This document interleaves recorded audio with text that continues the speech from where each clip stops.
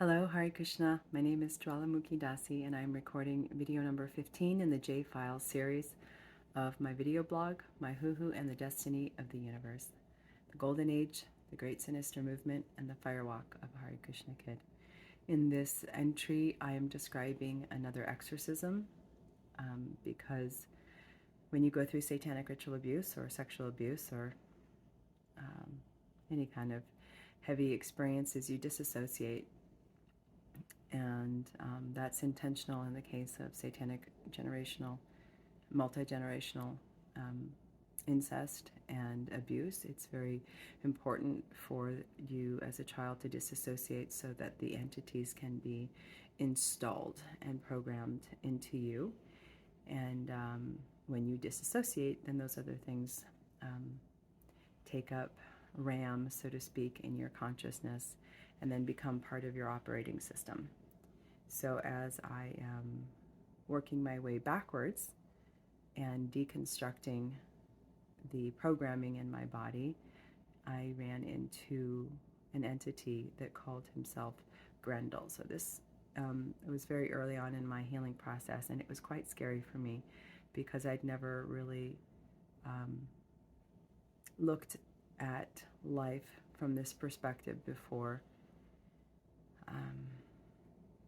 And discovering the level of evil that was really being stored in my own consciousness was quite a wake-up call to what the rest of the world is dealing with and how we just go about like automatons so much in our life. Well, it's also philosophically related to how Krishna says in the Bhagavad Gita that Prakrite kriyamanani gunai karmani sarvashaha, that everything is being run by material nature and that we are not the doers. So my experience with that is that everything is personal, even the energies that we are puppeted by.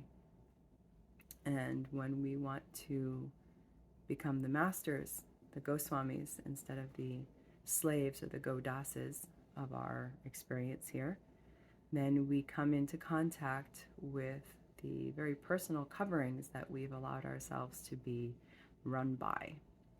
So it begins with a desire to become free, and under proper direction, one can become free. And so the title of this here is, because of my intense desire to know God and to see myself as I truly am, He answered my prayers by gifting me with enough faith in Him and courage to face the layers of events and attitudes that I was encased in. In a later session, a significant generational spirit surfaced. He called himself Grendel. He looked like a gargoyle and said that he was my protector. He was very angry at all the abuse, he said, the sexual violations I had suffered. He bared his substantial fangs and hissed, using my body on the table to express himself. I joked with Mahaprabhu that her money problems would be over if she just installed a camera in her session room. I mean, who wouldn't want to watch live exorcisms? Ha ha ha. When it gets this scary, you've got to have a sense of humor about the whole thing. As the process of removing the spirit went on, Kamra, with her usual questions for my own clarification, her firm insistence that he leave totally and completely, and my own efforts to not let him use my body anymore, in the endeavor to regain my separateness and power, I felt the urge to urinate. She assured me that it would not interrupt my process if I used the restroom and to go ahead. I went to the restroom, all the while having this kind of schizophrenic conversation with Grendel. When he felt something, my own face mimicked his emotions. I couldn't help but think of the movie The Lord of the Rings with Smeagol and Gollum. I was urging him to let me go so that he too could be free. We would meet again in the heavens. I was grateful to him for his fierce protection, I told him. He was my hero, and I would write his story after he left. To tell everyone of his heroism, his power, and how much he had helped my family. I assured him of my love for him and that I would tell the entire world his story. He just needed to go now. I was strong enough to be without him, and I thanked him. At this time, I stood up to wash my hands. I hesitated to look into the mirror because I knew that I would be looking not into my own eyes, but into his. I wanted to meet him, to consciously see him for the first time. After all, we had been together for so many years. I looked up. My pupils that looked back at me looked like slits, like those of a cat, not round, like human. My eyes were laden with another's consciousness. I was more than a little bit frightened. Just a note here. My eye shape didn't actually physically change, but that was my perception of it when I looked in. It was very, very frightening to me. It was like being in a live horror movie, really. We came to an agreement, Grendel and I. He would go to his next destination, and I would joyfully see him off in great gratitude for all he had done for me. He was just misunderstood. He was good, just angry because of the wrongs done to him, and now he was protecting us to make up for this situation from the past. I was going to be his rescuer. I alone and no one else understood his good motives. Now we would do this thing together to see him off in glory. The only problem with this newfound awareness of Grendel as a separate being from myself was that we were in the same body, and to get from the bathroom back to the table was a very awkward endeavor. I felt as if I were trying to walk in a big costume or drive a machine I was unfamiliar with. Grendel was a gargoyle. He had large wings, long, gangly limbs, and clawed hands and feet that bent the opposite way that my knees did. I basically crawled back to the table, laughing and picking up my own arms and legs with the other hand to get myself back on the session table. Mahaprabhu asked what was going on. I cheerfully told her that it was hard to walk when you have such large wings and limbs. I told her, "We are ready to launch." At this point, the happy exhilaration of the newly found conscious connection abruptly ended when Kamar challenged Grendel with, "That is enough. Quit playing. It is time to leave, and leave now." He didn't like that at all, and the contest of wills was on. Time is difficult to calculate when you are lying on the table, but it felt like at least half an hour of trying on many levels to release him, to disconnect. It was then, in that process, that I realized the insidiousness of Grendel and energies that are so typically like him in multi-generational abuse families. He had convinced me that he was my protector from my father who had raped me, that he was the one who kept me strong and from falling apart. The awful sick reality of it was that he, Grendel, was the one possessing my father to act in anger and uncontrolled, exploitative, lustful ways, enjoying himself through the body of the actions of my father. Basically, the way I understood it was, Grendel molested and raped me through the use of my father's body, and then came into me in the guise of my protector. When that understanding surfaced for me, there was a feeling in the pit of my stomach of sick, sick, sick. And it wasn't just that simple. He was hooked into the whole family, exploiting with uncontrollable anger and lust. I could clearly understand the generational family epidemic. It is like a hereditary illness, or like vampire bites. Granddaddy abused his children. Grandma denies that this is happening, facilitates it, participates in it, refuses to see anything, and the pattern continues. How could such a nice, upstanding man do anything like that? As I am writing this, my stomach is doing its little anxiety flips. I can't eat. I can't drink. I haven't been able to digest anything the last few days. I figured that if I didn't write about this, if I didn't process it, then my body is going to scream at me until I deal with it. My vagina is on fire again, all itchy and painful. Time to listen, hear what my body is telling me. Ugh. My dashboard idiot lights are flashing at me incessantly. Just a little note there.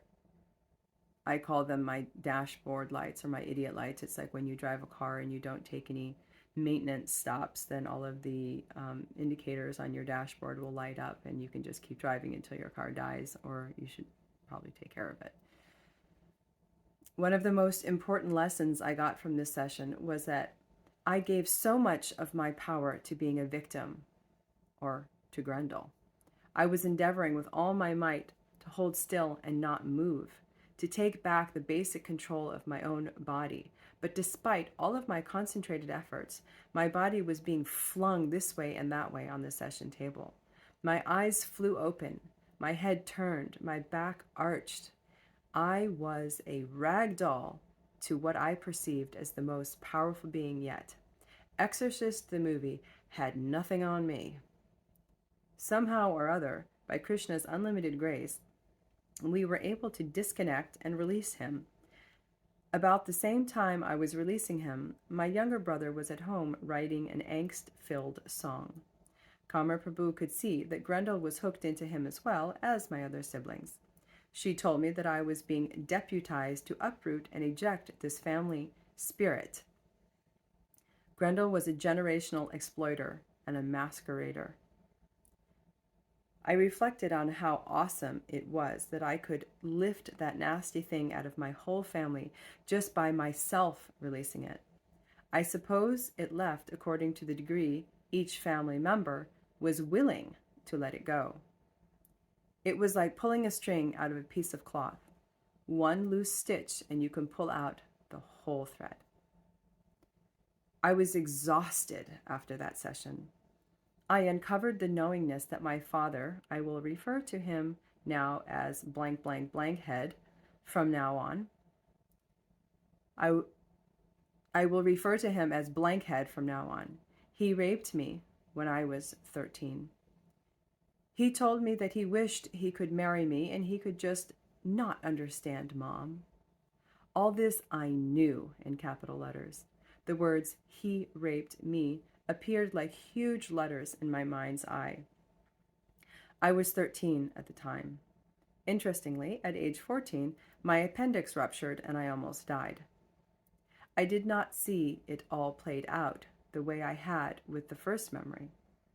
I curled up and sobbed. No, no, no. The deep sadness underlay the fierce anger and the rage that I constantly felt. My rational mind kept second-guessing my newfound awareness as if I were the defense attorney for my abuser. Typical. I had been trained well, hadn't I? Deny my own hurt, deny my feelings, my own experience, what my body was telling me, and protect the perpetrator at all costs, including well-being. Great programming and completely standard human psychology. Still, this is the typical response I get when I tell people what happened to me. The denial response is so great that instead of acknowledging that this person here in front of me is hurting, people tend to put the suspicion and blame on the ones speaking out about his or her abuse. They are troublemakers, not the ones who did it. No sympathy until you can prove it, because the bottom line is, people don't want to feel insecure. They don't want to feel unsafe. And this revelation challenges their paradigm. Denial is a form of self-preservation, albeit a very selfish, harmful one. Another thought here that I didn't write, but, there is such a huge epidemic of sexual abuse and incest and dark evil stuff in our society, because after all, we live in Kali Yuga, the age of quarrel and hypocrisy, that when you come out and speak about your own abuse, it's often going to trigger someone else's repressed memories, and they're going to act out in all sorts of weird ways that you may not understand until you get the point that, oh, they're running away from their own abuse, and they're, what you're expressing, they're afraid of. And so that explains their behavior. Sometimes it hurts worse when people you care about throw it back in your face. I understand, though. I didn't want to believe it either. Problem was, I had to. It was my body, my experience. My running joke to make myself feel better when unspeakable nasty memories surface is to say to myself, I made it all up. I must be crazy. It sure would have made things a lot easier if it were just me.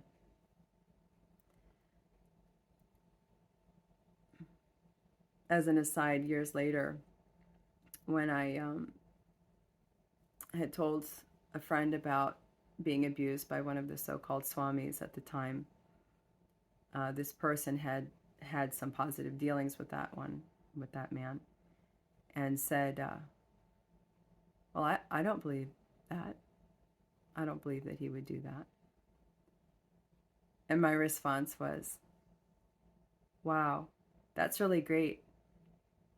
That's your prerogative, because I don't have that prerogative. I can't deny what's coming out of me. It sure would be nice if I could.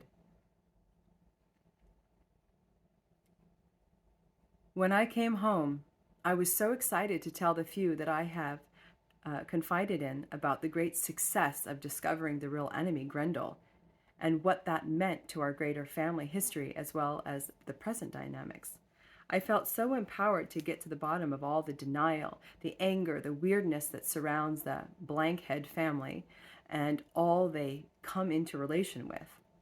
I felt like a detective discovering the real villain. The other part of the session, that I had been raped, seemed almost trivial in the face of that discovery, at least at first. My mother was surprised that I breezed right over the part of being raped, as if it were so insignificant in the face of the dark energy discovery. For me it was, because I wanted to get to the root. My father was just a pathetic puppet, firmly fixed in denial and his cowardice and envy, and thus easy prey for dark energies who always puppet the sick, in denial weaklings like himself, and the rest of the family who have chosen to remain like him. Now, months later, and after going to the Uncovering the Soul seminar, Comrade teaches, doing the energy field clearing techniques that anybody can learn, I realize I have much work to do, much more to become aware of, much deeper to delve, much more self-control to exert. I don't want to act out of being pushed out of the place of being a victim. The day after that session, Mahaprabhu called to check on me. She had me repeat the line, in the past, I have given so much power to being a victim. Now, no longer do I choose to give being a victim any more of my power. I repeated this several times. She pointed out how much power I had given to him, the energy that called itself Grendel. I saw how much power I had given him, up to the point of being physically thrown around and being duped and enabling at my own dear expense. I was afraid of a relapse. Under no circumstances did I want him returning. But how could I do that? How could I keep myself safe, I wondered. This was the answer. No longer being a victim. Not of the modes of nature, not of any subtle living entity, not of my own conditioning or my own denial, my own fear, not of anything. I am the soul. I am not these coverings. I chose to act on it. This is from Bhagavad Gita, chapter 3, verse 27. The bewildered spirit soul, under the influence of the three modes of material nature, thinks himself to be the doer of activities which are in actuality carried out by nature. At first, I felt compassionate towards my father, seeing how powerless he was in the hands of that energy, but now my anger arises. I have been having dreams about him the last few nights now, and a dread comes into my stomach when I hear his voice on the phone. Oh yeah, I almost forgot. He was scheduled to visit 2 days after the session that I had with Mahaprabhu. How was I going to handle it? I schemed how to be out of town. I asked my siblings how to handle it, how to somehow avoid seeing him. In the end, one beautiful morning, I told Martin of my resolve to be the soul. I was done. I was done, and nobody and nothing or any event was going to move me. I chose to be the eternal soul. I decided to attend my brother's graduation and see my father anyway. I had just shared my triumphant resolve with my husband as we pulled up to the grocery store in the early morning after taking the boys to school. I walked through the automatic doors and was greeted by my radiantly smiling stepmother, and there came my father. She gave me a great big hug, and he came over and did the same. And I was okay. I was okay. I was present, not disassociated, and I was okay. I attended the graduation, maneuvered the rest of the weekend with a small fib about not feeling well enough to come to the family dinner, and shared my feelings with my sister and mother. I am very proud of myself for that. Life went back to usual with all the demands. Now I feel the next level calling me. Let's see what it will have to teach me. I intend to make the time to write. It seems to help heal me, help me process. Interesting though, I've always thought of myself as a strong person who could take on anything. Now when I slip out of my conscious vertical/present momentness, a term for being fully connected to source and present in the heart, I felt like I am really, really, really not okay. I feel really messed up. I could fall to pieces at any second. It is probably normal and part of the process, like cleaning a room or detoxing, messy before it gets better. My prayer is to have an attraction to chanting the holy name. Take my shelter there. Be present with my beautiful children and family. Not let myself act out of funky old patterns or belief systems. I am grateful I am catching this now, before they are all grown up. I still have a chance to connect with them on a real level. Today is Ram Navami, the celebration of the appearance of Lord Ram, one of the Lord's incarnations. My husband and I were married 12 years ago today by the lunar calendar. I am very fortunate to have such a lifelong friend. Thank you, Srimati Radharani, O divine goddess. Thank you.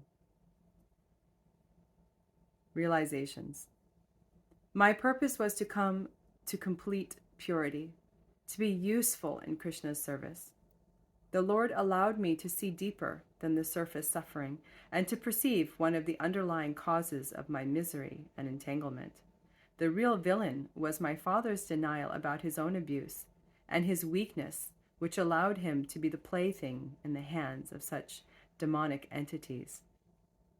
I was not going to be the same. I was not going to continue the denial and thus continue the family pattern. Hate the sin, not the sinner. Here is another song that I wrote called Hey Giridhari. Giridhari is a name for Krishna, which means he who lifts the great mountain on his little finger of Govardhan Hill. Hating the sin and not the sinner. But what do? I'm just a beginner. Heart on fire, being torn apart when I see their faces, But all that I've been through is nothing more. than what I put others through lifetimes before. Now through the eyes of the soul I clearly see your impartiality. Hey Giridhari, hey Murari, hey Giridhari Nandalal, it's you I call, it's you I call. When will I come to your place? When will I see your face? Hey Giridhari, hey Murari, hey Giridhari Nandalal, it's you I call, it's you I call. Thank you for your kind attention. Hare Krishna, all glories to His Divine Grace, Srila Prabhupada, and the process of purification that He has given us.